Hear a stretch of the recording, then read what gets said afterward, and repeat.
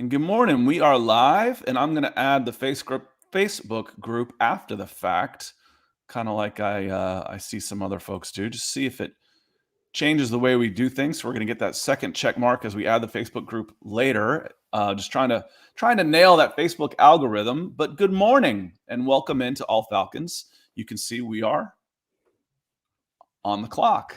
We're going to be talking some draft. We're going to do a little hindsight drafting today. Today is the 1-year anniversary of the Falcons, the Atlanta Falcons hiring general manager Terry Fontenot from the New Orleans Saints, a longtime front office person, scout person, had been a lifelong Saints guy coming in. And for those of you out here, pick your biggest rival and picture poaching somebody from their front office, because the Saints and Falcons are a really, really good rivalry. It's just nobody really knows about it because they've never both been good at the same time. So they don't get, we're not talking Steelers Cowboys here, or Broncos Chiefs, back in the day when both were really good.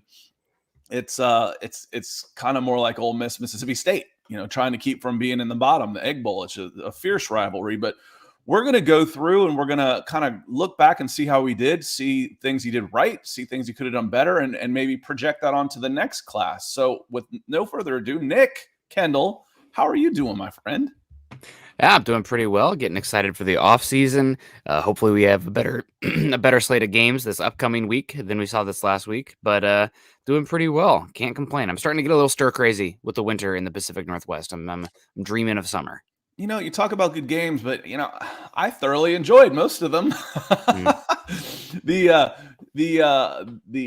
good is a relative term. Competitive, maybe not, but I really enjoyed that Bills Patriots game. That was a good game. And since the Bengals and Raiders was a good game, it was a little sloppy. Same with 49ers and Cowboys, sloppy, but competitive game, some decent football.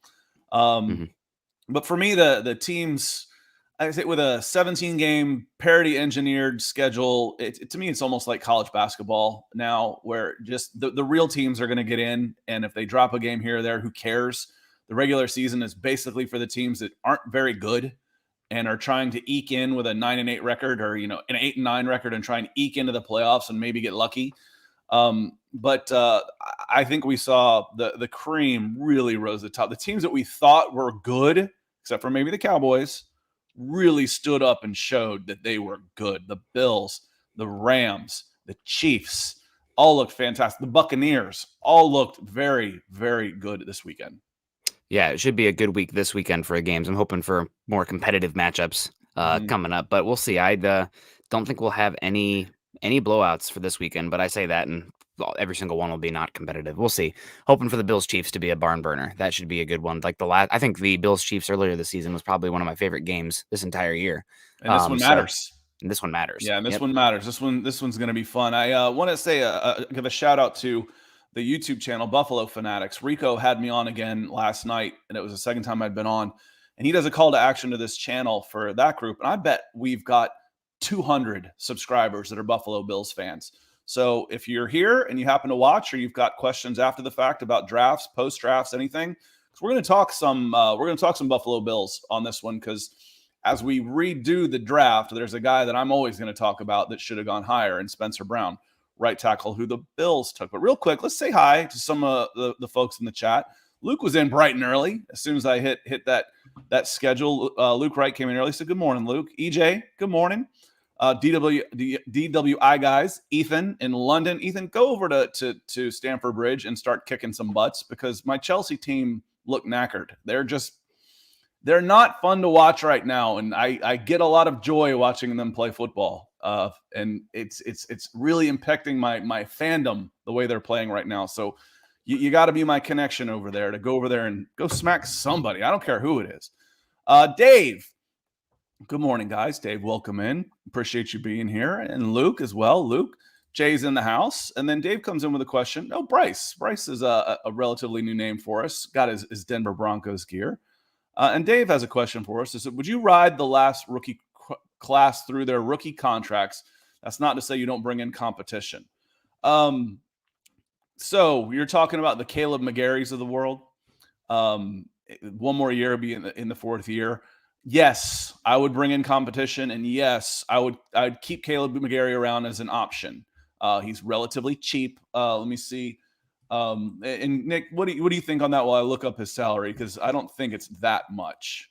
I mean, you already paid a majority of their value with that rookie signing bonus, and that's going to be dead cap. That's carried over the duration of the contract. So I don't think there's any reason to not write out the rookie class unless something happens off the field. But McGarry, for as much as we've dogged him for being probably the worst starting right tackle in football, he's still probably one of the 70 best tackles that's walking this earth right now. So there's value there. You've already paid him most of his contract, and you're going to need depth. I mean, the offensive line. I hope Broncos country, when we come back around this offseason, we talk about adding positions to this roster, understand how much depth matters, because you're going to eventually get down to it. Like people freaking out about, why'd you pick Mike Boone that much? For some reason, God knows why, but the Broncos didn't have injuries at Javonte Williams or Melvin Gordon this season. You would have seen Mike Boone. Drink, everybody, because the Broncos talking.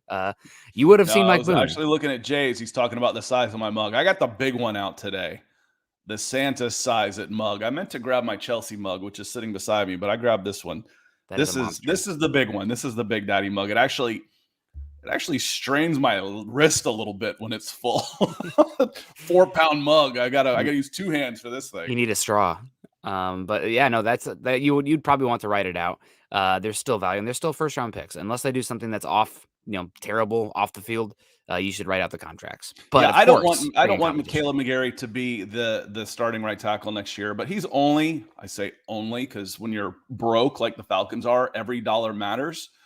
But he's $3 million right now. And he's got a dead cap of 2.2. So you pick up $1 million if he's not there. He's better off as a reserve guy, competition guy. Maybe something clicks on him, though. He's not exactly a spring chicken rookie coming out. I think he's 27 right now.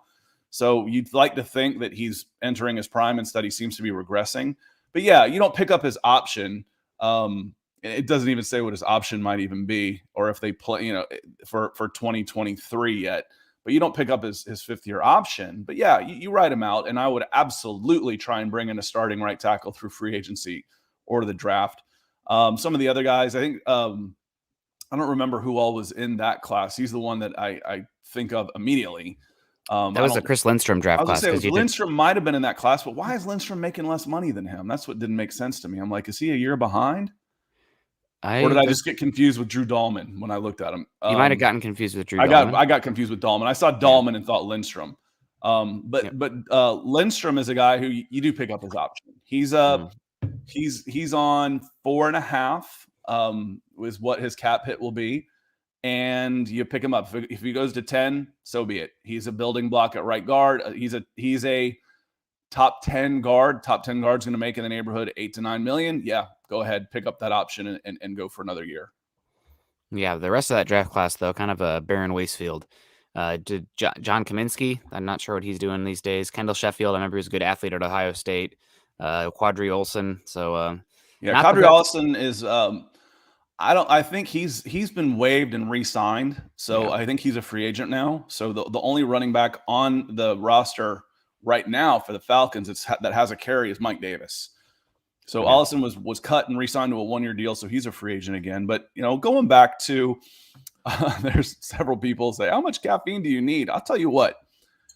It's about 22 ounces is what I poured in here. So it's basically a large at Starbucks.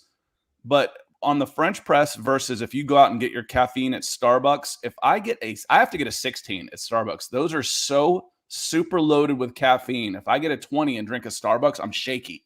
We're talking about somebody that drinks coffee like this, for God's sakes.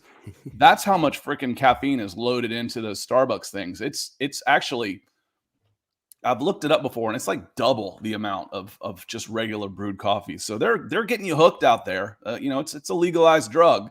They're getting you hooked for sure. Getting into the subject at hand, though. I want to talk about Terry Fontenot and his first draft class and the early returns. And I didn't even realize it was his 1-year anniversary today. So congratulations, Terry. But going into the draft, I was pretty critical of the Falcons taking Kyle Pitts with the number 4 pick. Yeah. I mean, there's no reason, I think, to not be critical of it, given the direction of the team, the tight end position, and the recent history. I mean, has TJ Hawkinson lived up to the ninth overall pick? No. Has Noah Fant lived up to the 20th overall pick? No. Who are the best tight ends in football right now? George Kittle, fifth round pick. Travis Kelsey, I believe, a third round pick.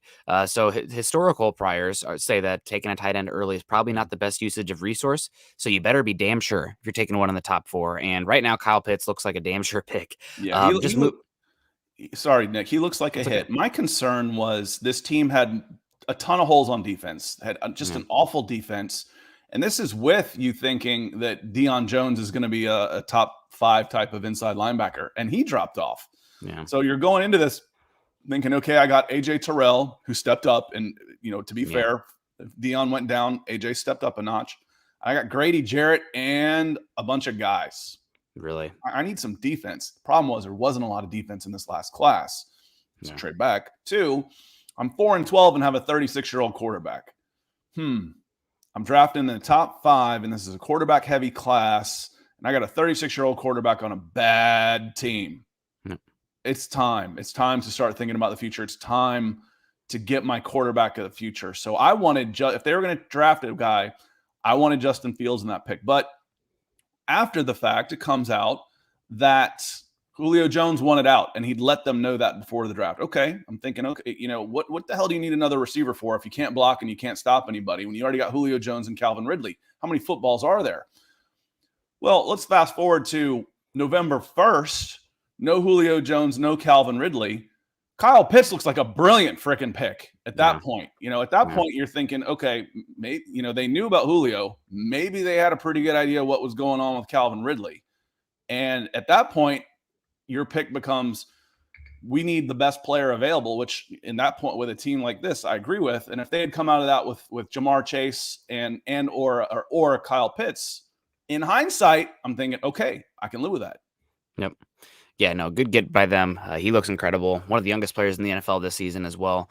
And typically tight ends take 2 to 3 years before they really start to blossom. And you could already see it with Kyle Pitts. So I don't think there's going to be any complaints about that. How the rest of the draft class rounds up for them, that remains to be seen. But Kyle Pitts looks like a true difference maker at that tight end position. Maybe not at.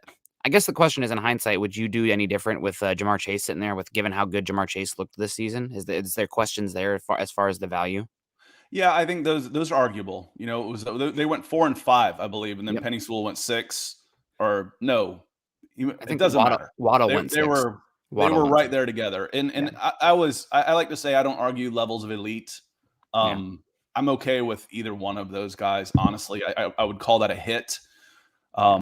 because they both look like I was going to say they both look like future Pro Bowlers, but Kyle Pitts is in, and Jamar Chase probably should be in. In the Pro Bowl and should be offensive rookie of the year this year. Yeah.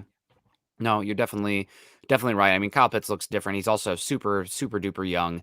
And there's not guys who are doing what he does. I am curious to see how his role evolves, if at all, because this year I would say he was a glorified big slot. Not as much hand in the dirt, but you needed playmakers in space because let's be honest, the Falcons were playing a bunch of 3s and 4s, quality pass catchers at wide receiver at best. Yeah. At So best. yeah, you're Yeah, talking Russell about Gage is a good 3, and after that, you're looking at practice squad guys that you've elevated.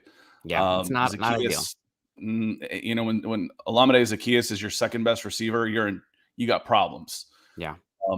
But and Dave says the one TD bothers me. Either he's not a good contester of the ball in the air, or is it going to take a different QB to unlock his potential in the red zone? And I don't think it's either one of those. Honestly, I went through some of this in the red zone and just watched. I was like, all right, I'm going to focus on Kyle Pitts. Now with Julio Jones had the same problem. Falcons use Julio Jones like a running back. He'd have 6 catches for 72 yards, get in the red zone, and he's on the sideline because he just got the crap beat out of him for 6 plays getting him down there. Kyle Pitts is a little bit different, but I watched a couple plays in the red zone, and he would literally be bracketed by 3 guys. So you're triple teaming Pitts. You can't run the ball. And now what? Now what? Russell Gage again. I can't run the ball, and I've got 3 guys on Pitts. What are my other options? So I think those touchdown numbers will increase dramatically once he gets a little help and he's facing just double teams instead of triple teams. Plus, he'll get unlocked with a little bit more time to throw. He'll get unlocked and he'll get behind some guys. He'll get behind some guys and get catch. So I'm not too worried about that. But the next Julio Jones thing, I think he took a little too literally this year. Yeah, no, that's a big one. Hopefully the touchdown numbers stack up. For me, the biggest thing is you can't run the goddamn ball worth a lick without trickeration or kind of gadgety looks with Cordarrelle Patterson. So your red zone is going to be really hard if you can't run the ball, because not only can you not run the ball against non-stacked boxes, but now you got more defenders in the box with the red zone at the goal line breathing down your neck. So until you either get more weapons, but I think even more so, improve that offensive line, or add a quarterback that can be a running threat that adds a +1 in the run game count for the defense. It's probably going to continue to be a trend. But I would not worry about Kyle Pitts in the red zone. I think he has the longest arm length, longest wingspan ever recorded of an NFL player in history. But receivers and tight ends, I think it might have been anybody, but I know it was the receivers, tight ends. I think it was anybody. But he's going to get his. There's probably a 6'8" tackle in there somewhere. You know what? Now you're making me curious. I can look this up. You can look it up, because I'll hit on Jay's comment right here. He says, if we're talking about what they should have done, Justin Fields, my draft preferences for the Atlanta Falcons last year, knowing that they were a team that was the thing that just rankled me the most last year about the draft, were the people saying, oh, they're getting Kyle Pitts. This is a win now move. They're really going to go for it. I'm like, are you joking me?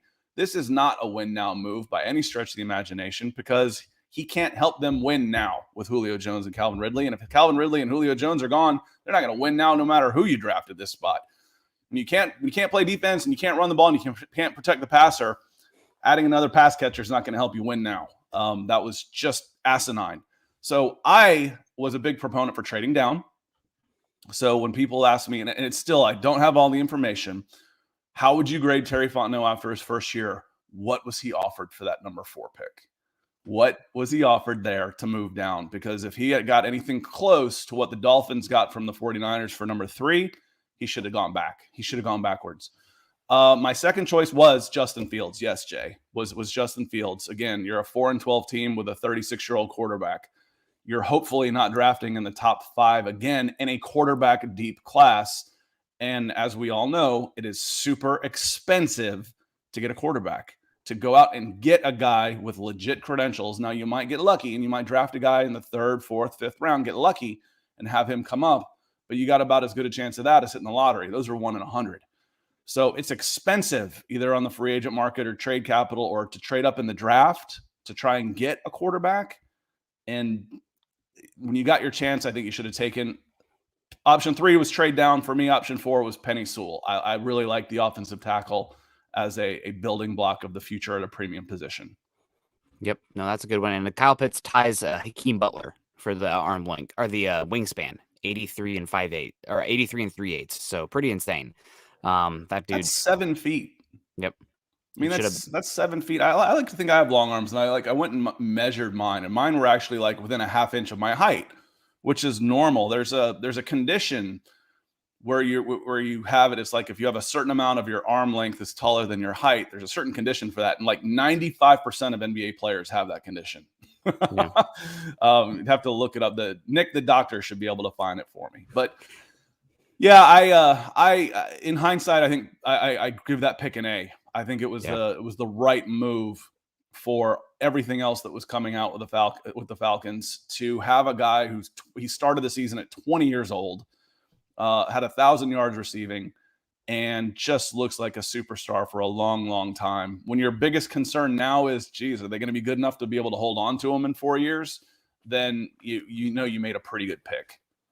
Yeah, no, he looks incredible. Best is yet to come for him. I am going to be curious to see how he transitions with a new quarterback. That's obviously the big thing here. People would see some, there's Noah Fant comments in the chat here. Noah Fant's a bust. Well, he has not lived up to the 20th overall pick, but also the Broncos quarterback play has been poor. And when there are less mouths to feed, guess what? Noah Fant's targets and usage goes up.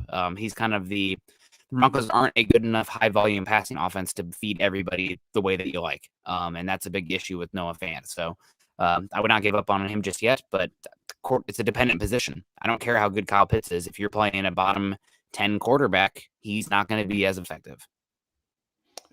And you're breaking up just a little bit on us, Nick. Sure. And Jerome says Kyle should have been approaching 13 to 1500 yards with a QB with better accuracy. It's tough to get a quarterback more accurate than Matt Ryan. I think if you're going to be talking about his the limitations is him being able to get the ball to the far hashes, the long throws on a seam, to try and get the ball to him a little bit more downfield. And I'd agree with that. I think he could have had 13 to 1500 yards anyway if he was a primary focus. And remember, he started the season at 20 years old.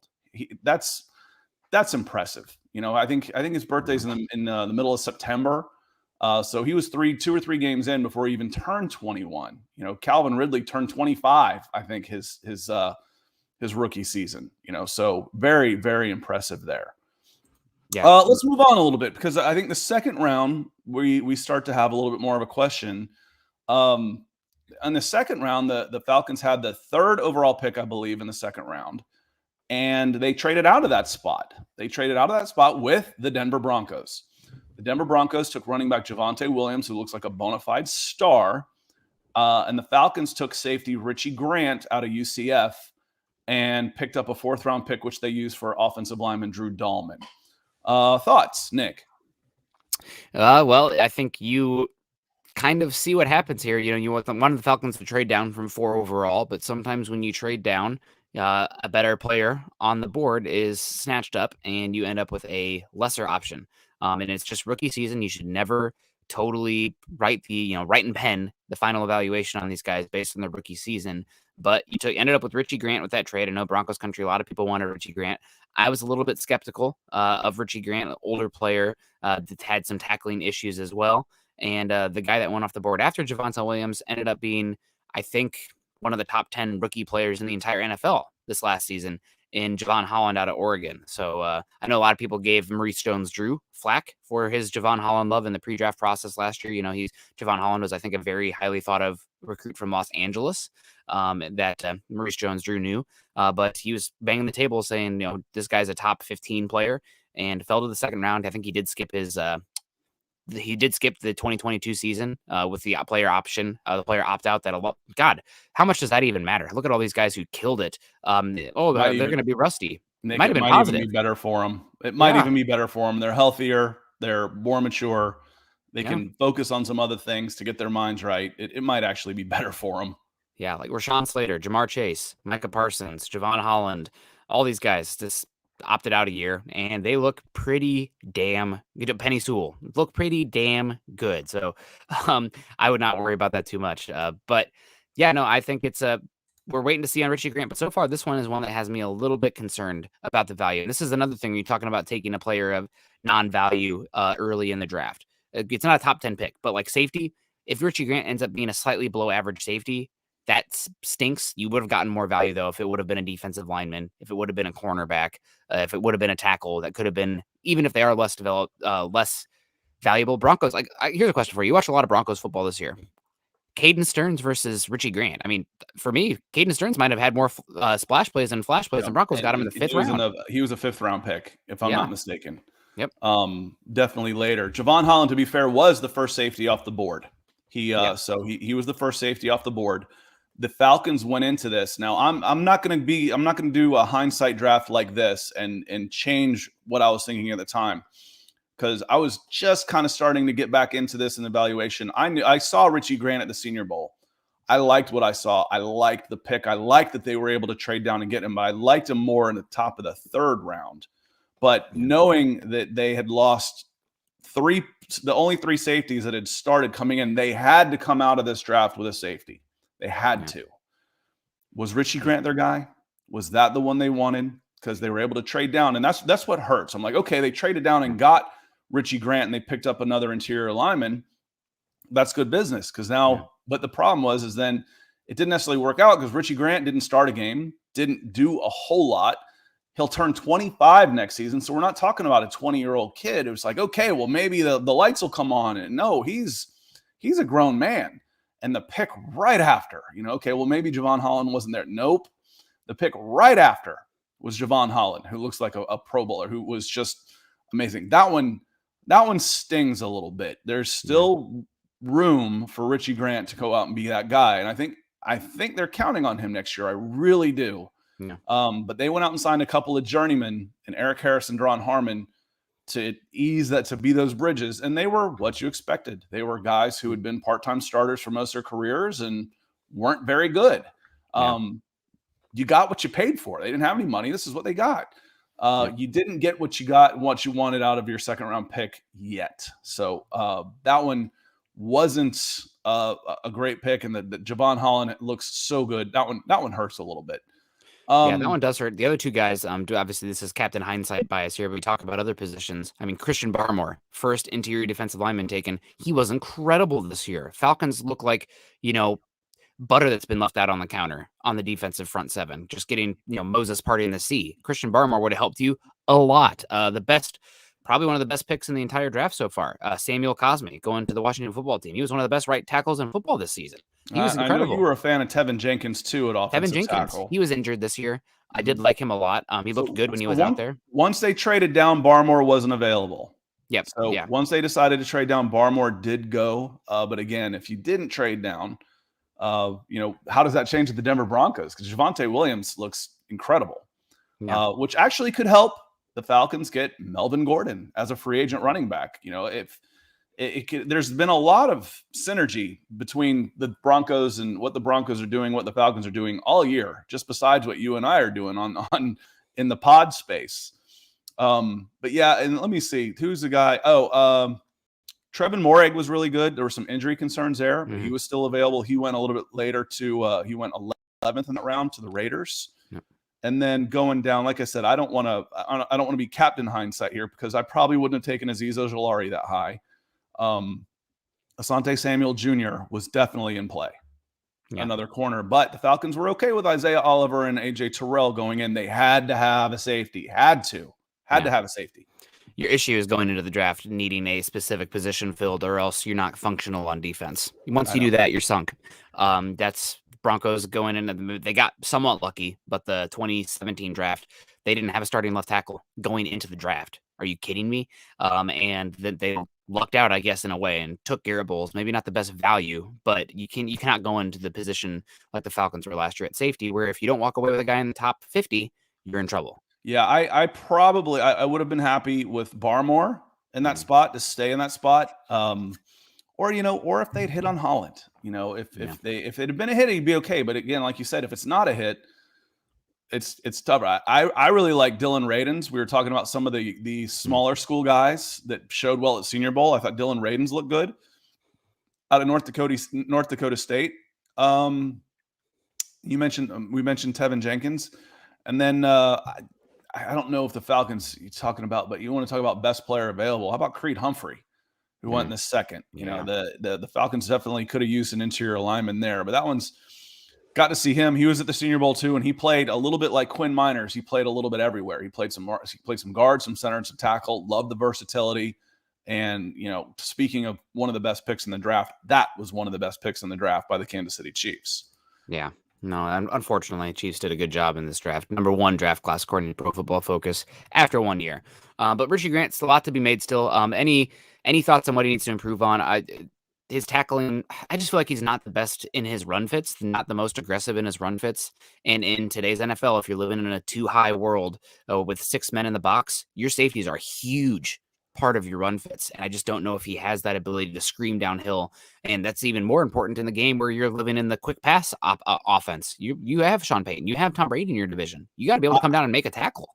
What I liked about him at the Senior Bowl, just again, seeing pure athleticism, that's where you don't really know comprehension, how awareness. I can watch a guy cover in one-on-ones. I can watch the way he moves. I can watch him do all those drills. And he ticked all those boxes. He was very good in coverage. So I'm thinking free safety, playing under Dean Pease is not easy.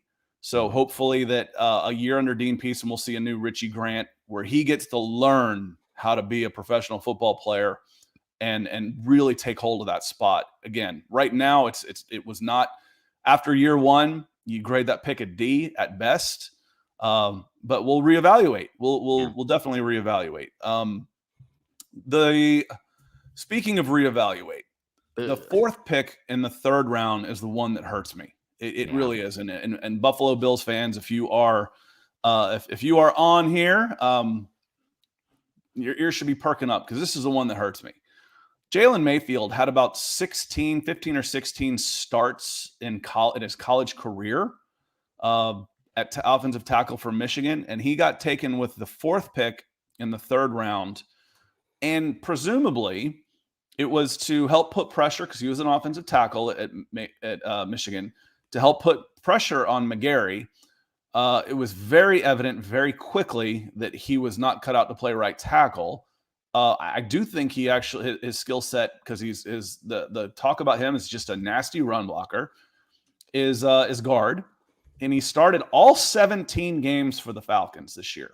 Okay, great. You got 17 games out of 17 starts out of your third round pick. That's good, right? No, it wasn't. He was not ready to play this year.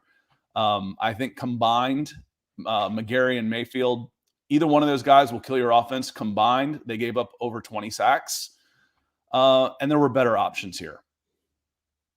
Yeah, not the best. I'm looking right now. I'm trying to find him. Here we go. Jalen Mayfield, according to Pro Football Focus, you guys can roll your eyes if you want. It's still a good tool to have.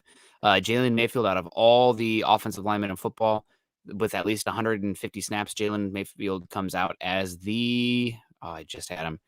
Comes out as the 226th ranked offensive lineman in football, with a poor grade. Now, as granted, he is very young, coming out of Michigan. He very young player. I think one of the younger players in the class, maybe only 21 this season. And he kind of played right tackle and making that transition into guard. There are tools there to improve, no doubt about that. But man, there were concerns about his pass blocking and his flexibility coming out of the draft, not the most fleet of foot.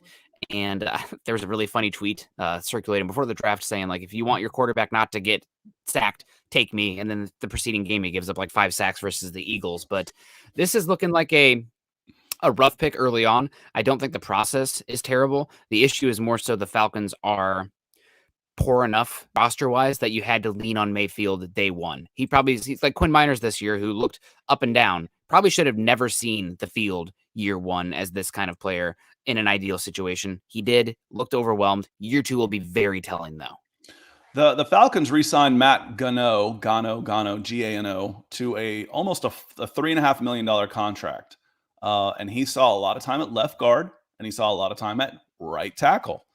So a key reserve, and he missed the entire season. So they re-signed him to a 1-year deal and didn't get a snap for $3.5 million. He should have been the starting left guard. They signed Josh Andrews, who wasn't a starter anywhere else, and I think they thought he might be the starting left guard, but he gets hurt. He breaks his hand the week before. I think they cut down the rosters to 53 in the summertime. He breaks his hand, and even when he was healthy, he didn't come back and win that spot.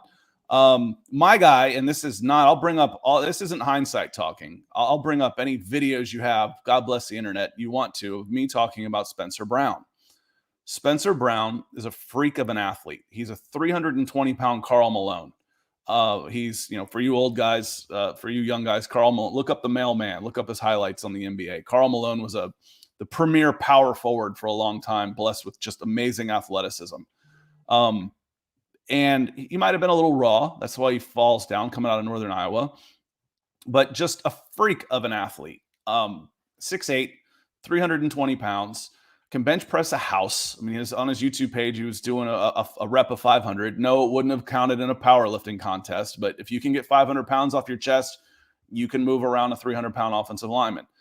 And he, again, for my Bills fans that are watching, Rico saw the video I did calling him the best prospect at the Senior Bowl and talked about him. And I said, I don't know your roster enough to know if he's going to be a guaranteed starter at right tackle, but if he's not starting, then your right tackle is really good because Spencer Brown's going to be really, really good. And I watched that entire game again last night and focused almost exclusively on right tackle.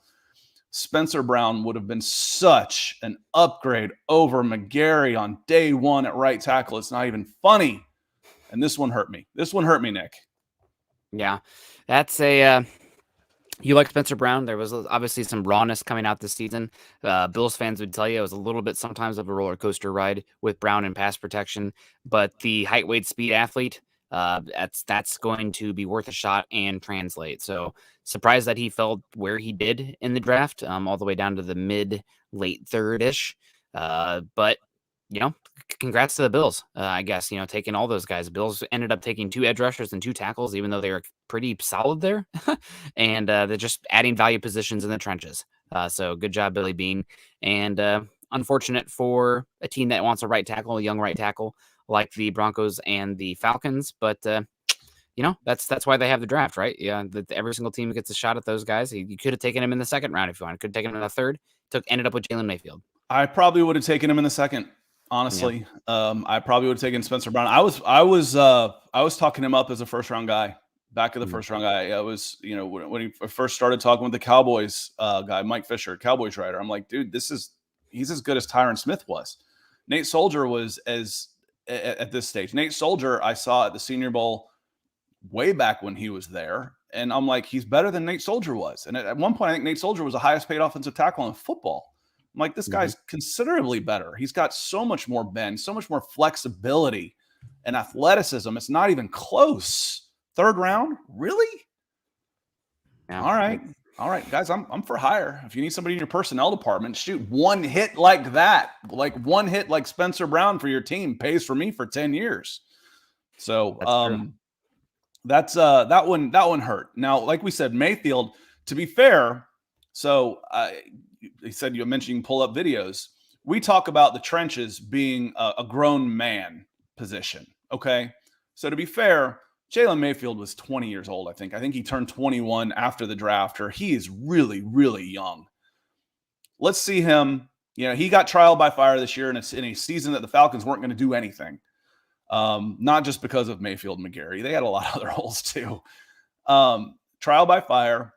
He's going to get stronger and stronger and stronger. He's a baby. He really is a baby out there at guard.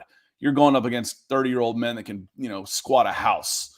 So I'm not going to call him a bust, but I don't think he was necessarily the right pick at number 3. I definitely would have gone with Spencer Brown, but Mayfield is not a lost cause. When I talk about upgrading the Falcons offensive line, I talk immediately about right tackle, because McGarry is done as far as I'm concerned. He can't do it. He's had his chance, 4th year in the NFL, and he's getting worse.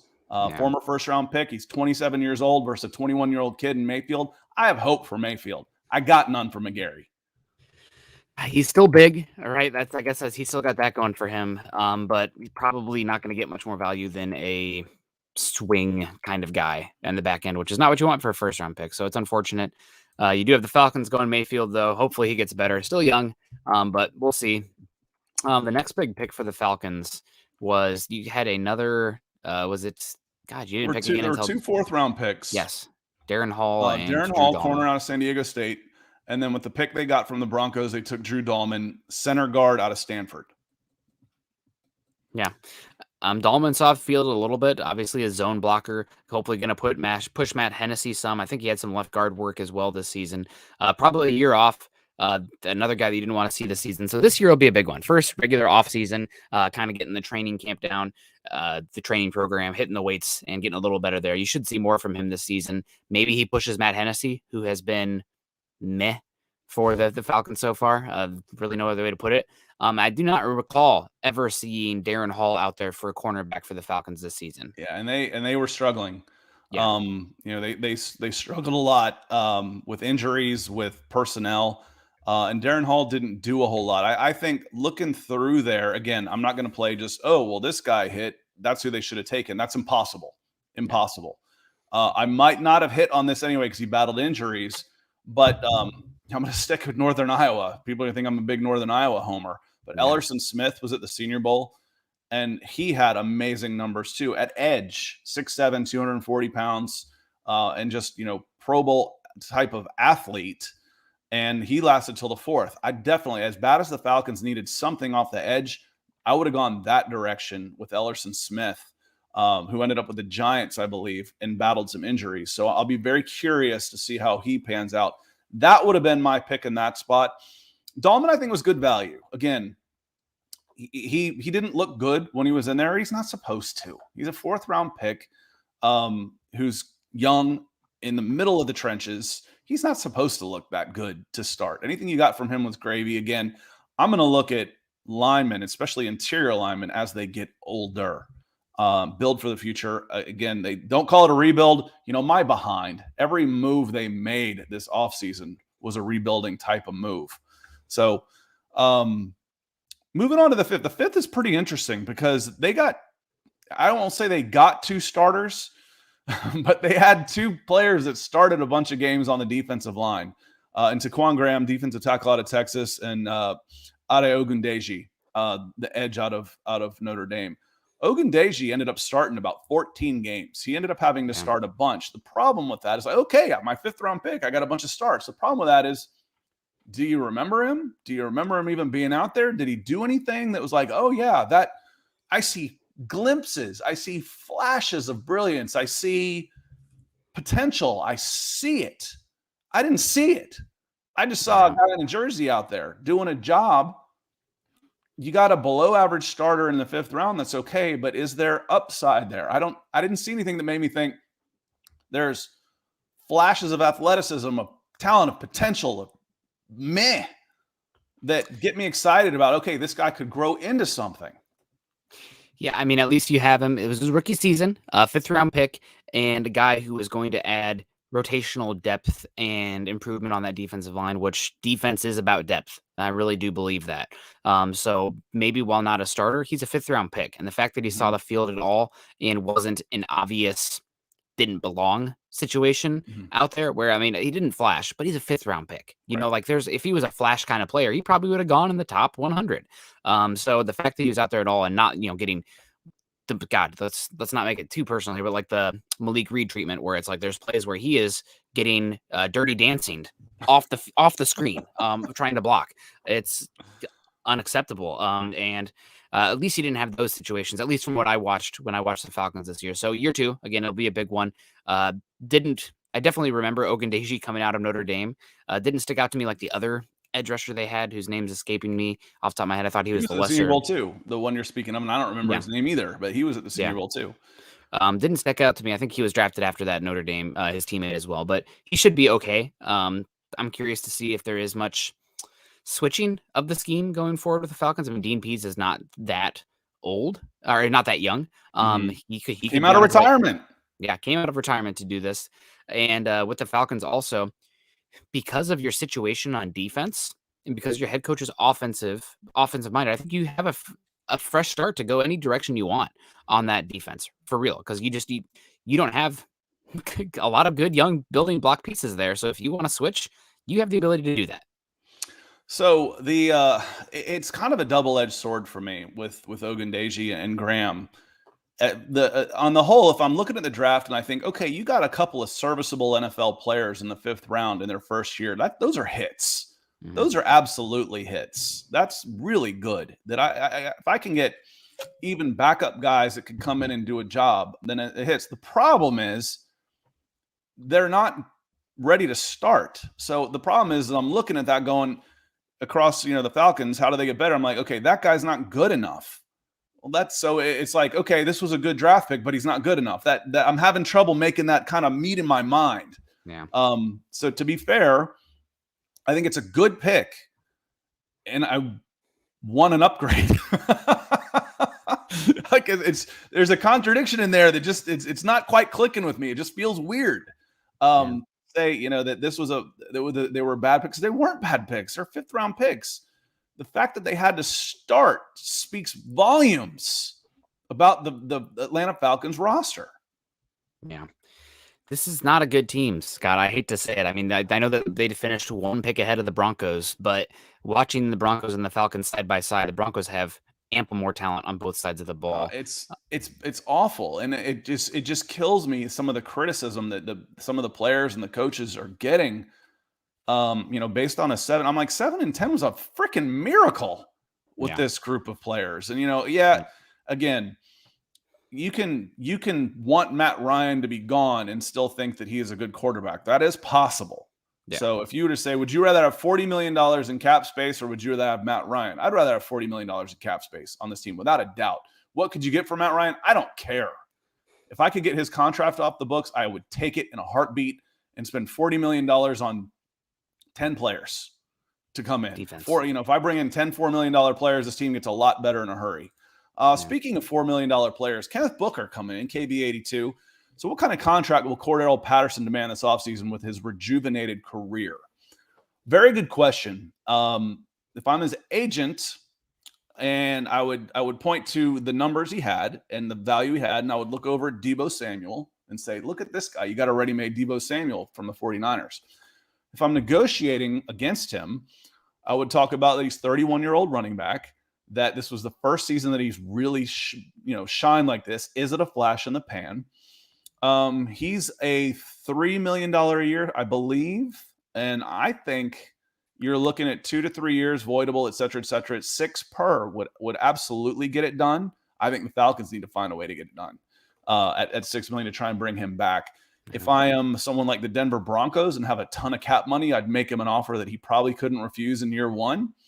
Why don't you come in here and play on Melvin Gordon's $8 million a year contract, guaranteed for one season? Then we'll talk about next year. Maybe you get a $2 million we cut you bonus and you just made 10 in one season. I love the guy. Love him. I love his attitude. I love the way he plays the game. I love the smile on his face. I love his skill set. I love his size, power, energy, all of it. And I think he is an absolute must re-sign. You've got to make him an offer that someone else has to make him an offer he can't refuse to beat what you need to offer him if you're Terry Fontenot and the Atlanta Falcons. Yeah, I totally agree with you there. I am curious to see what his market is like, given he is older and his position is fluid, I would say. But so you know who made Cordarrelle Patterson a lot of money this year outside of Cordarrelle Patterson? Deebo Samuel. Smith. Oh, Arthur Smith. Yeah, I was going to say Deebo Samuel, given the wide receiver running back hybrid that we saw. We've seen Deebo Samuel become. So any team that is looking to replicate weird touches, getting linebackers in bad spots with your wide receiver running back hybrid play, like if Mike McDaniel goes to the Miami Dolphins should pay big money to keep Cordarrelle Patterson in the South, to run him in a Deebo Samuel kind of package. Not the same 1-for-1 for Deebo, but positionless football. I mean, it's something that we've been talking about for years coming about here. It's the same with Kyle Pitts, wide receiver, tight end hybrid. Don't care. Get the ball in his hands. Cordarrelle Patterson, running back, wide receiver hybrid. Don't care. Figure out ways to put the defense in a bind and get him the football in space, and good things happen. So it will be interesting to see what happens with Cordarrelle Patterson. I also am curious if the running back, the kind of the used car feelings about the running back carry for Cordarrelle Patterson, given he's spent some of his career as a wide receiver, return specialist, etc. And not even that much as a wide receiver. Colin comes in and he says Cordarrelle Patterson has been around for years and he's just now showing all this ability. He's been an all-pro kick returner. You don't do that without having ability. He was drafted as a receiver, and people kept trying to say receiver, and he's not a great wide receiver. He doesn't have the natural catch anything that's near me of a guy who went in the first round like he did. But his ability with the ball in his hands is spectacular. Devin Hester was kind of a run Forrest run type of guy. And he actually, I believe he was legitimately learning disabled. And he ended up being a kick returner for a reason. He had trouble in offenses. So we're going to put you back here. We're going to kick you the ball and you're going to go do what you can with it. Yeah. Cordarrelle Patterson, when I was scouting him in a junior college, he played every snap on the same side as the coaches. On the same side of his coaches, he played every snap in junior college. So maybe he doesn't quite fit into a traditional scheme. I don't know why, but when he's come to Atlanta, he seems bright, articulate, and they have him do a ton of different things. So I don't know how that could possibly be the problem. It's just he wasn't a great fit as a wide receiver. I never thought he was a good route runner. Just couldn't throttle down. Couldn't get separation as a route runner. A little bit too high cut, maybe a little bit. Yeah, he plays. The ability to throttle down. Probably played the receiver position like a kick returner.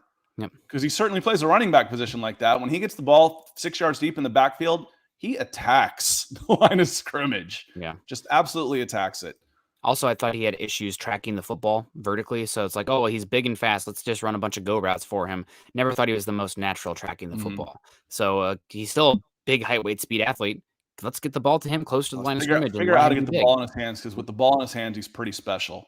Manufactured KB, this is a touches. question. I'm not going to say anything on this, Nick. I don't want my response to influence yours in any way. Coming from the outside looking in, what are your thoughts on Ridley's ability to get traded and his trade market value? I think there's a good chance Ridley gets traded.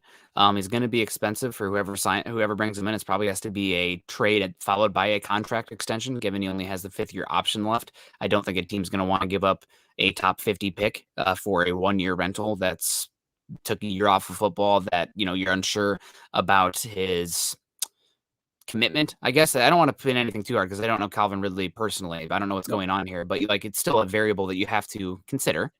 I think he didn't vest this contract this year, so you could still get him on his 4th-year deal at I think it's about $2 million. Okay, well, that adds and then value. Still get a 5th-year option. No, that so adds I value. think if you played hardball with Calvin Ridley, you could get him for 2 years. Okay, well that does change the conversation a little bit because the 5th-year option, 100% guaranteed, is a lot. That's concerning. They would have to make a decision on that 5th-year option then too, which puts you in the Sam Darnold scary range. Not the same as Sam Darnold, obviously, because Calvin's shown he's pretty good on the field when he plays. But I think there's a good chance he gets traded. As far as his value, I think you probably get something equivalent to a early 2nd-round pick for him. I don't know if you're going to get a 1st-round pick for him, given the depth in wide receiver every single year, his age, everything like that. But you should be able to get the equivalent of an early 2nd-round pick for him, get him off the books, and hopefully use that pick or resources to bolster the defense. Yeah, I like I said, I'm a little closer to it here in Atlanta, and I would be happy just to be able to make sure that his $11 million doesn't hit the salary cap, and getting that in relief for a player. It's like, what did you get for him this year? Nothing. You didn't get anything for him. So what if he's gone? At least you get something back. You get the ability to replace him. Several players. $11 million to Terry Fontenot would be like $30 million to everybody else right now. When you're broke, you're broke. I don't think a guy that's going to be 28 walked away from his team for one reason or another and call it a non-diagnosable illness, whatever, a non-football injury, that you can't say, okay, if you do a knee, there's a chance you could do it again. But that's a risk when you're dealing with the uncertainty. You know what general managers don't like? Uncertainty. They don't like uncertainty. And you don't know what you're going to get from Calvin Ridley. I just don't think. I've seen some Falcons writers saying you can't accept anything less than a 1st-rounder. Man, if they get a 1st-rounder for Calvin Ridley after he sat out a year for one reason or another, he should be executive of the year. I set the over under at about 75, middle 3rd. So, and then maybe a conditional, but again, I don't think his value. I think his trade market value has absolutely cratered. But we'll see. Yeah. People are forgiving if he comes out and starts putting out workout tapes and I'm good to go and showing off all the things that made him a 1,400-yard receiver. Maybe. But who has probably gotten hurt the most in this is obviously is Calvin Ridley, because if they do have 2 more years of control on him, he'll play next season at 28. He'll play his 5th-year rookie contract at 29 years old, and he would be 30 in the 1st year of his 2nd contract. You think you're going to get a big 2nd contract at 30 years old as a wide receiver who is not a big guy, who is completely dependent on skill? No way. Yeah, no, that's a good call. It will be interesting to see what happens. We want to get to Ethan before I got to get on out of here, though. For the Falcons for Breakfast Fund, good show, gents. We got to think of a French Toast Falcons or something. That's a. I was thinking foraging the Falcons, something like that. Or does that sound like too much like foraging? I don't know. Well, we're up for suggestions for doing this, because Nick and I will do a lot more in the coming year on this channel, and not just Falcons, but draft period. But Nick and I are always going to talk like general managers. We're going to talk a lot about building the team and personnel a lot. So, and if our 10 a.m. time slot's dedicated to the Falcons, it's, maybe forging the Falcons. I don't know. Up for suggestions. Put them in the comments. Absolutely. Appreciate you, Ethan. Thank you so much, Ethan, for supporting us. We'll see you tomorrow morning over on the Huddle Up channel. But I need to get out of here pretty soon. We have one more pick. Frank Darby to get into. We didn't hit Avery Williamson, and because they had 3 fifth-round picks. Yes. Avery Williamson was drafted to be a return specialist. It was good. He was good. The problem with Avery Williamson is he was pressed into cornerback duty, which he wasn't very good at Boise State. No. He wasn't an All-American because he was a defensive back. He was an All-American because he was a great return man, and that was a hit. He did his job there. Watching him try and trail CeeDee Lamb as the nickelback reminded us why he was drafted as a return man. That's not his fault. This roster was so bad. It was so bad. And it's not like they signed a bunch of guys and you brought in and say, well, why is it so bad? Because the contract situations are just horrendous. The big contracts are underperformers and you can't get rid of them because of the dead cap space. Thomas Dimitroff was criminally bad at building this team. Yeah, you guys are in not a great spot on the roster. I'm watching the Falcons this year. Steven Means, who? It's a lot of that, unfortunately, especially on the defensive side of the ball. But it can get better. It can bounce off the bottom. That's why I've been a big proponent of moving on from Matt Ryan and accelerating the terminal endpoint here. Hit bottom. The sooner instead of that slow drift, just hit bottom so you can move back bounce off. Yep, momentum, right? It's you got an equal and opposite reaction there with the Newton's laws. But it will be interesting. I thought Avery Williamson in special teams was great. I actually mocked him to Denver a lot for special teams because that third phase of football is underrated. And if you can get guys there who know your job and are good difference makers there, I think 5th round, that's a great get. I was projecting him in the 6th, but the end of the 5th, that's fine. Frank Darby, I have a personal vendetta against Frank Darby as a person because he decommitted from Iowa to go to Arizona State. So he'll always upset me because of that. But I think he only had 1 catch this year, 6th round pick. Considering the lack of options at pass catcher for the Falcons, maybe that is a bit concerning. But again, you're talking about a 6th round pick. Mm-hmm. Like those are, if you're buying lottery tickets, that's a scratcher down there. So if I didn't win $5 on my scratcher ticket. Okay, well, guess what? Go back and buy another scratcher next year down there and see what happens. But we'll see what happens with Darby. He played running back, transitioned to wide receiver in college, so there is going to be a little bit of slowness with him, I think, coming about. But he looks natural with the ball in his hands. We'll be interested to see what he does this upcoming season. He's a guy you root for, so I root for him because of his. Colin, you're going to get your butt banned out of here.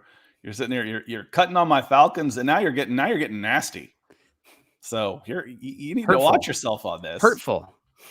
No, Darby's high energy. I noticed him in the Senior Bowl. It's just who he is. The music's playing. He's dancing in line, waiting to do his rep. You root for someone who just seems to love the fact that he gets to play football for a living, or just play football. That he gets to play football. That he loves being out there. And you root for guys like that because it's like the guys that we get the maddest at as fans are the ones that have bad body language and a poor attitude because we realize that we basically give anything to be in their shoes. We wish we could be you and you're not taking advantage of it. I don't like you now.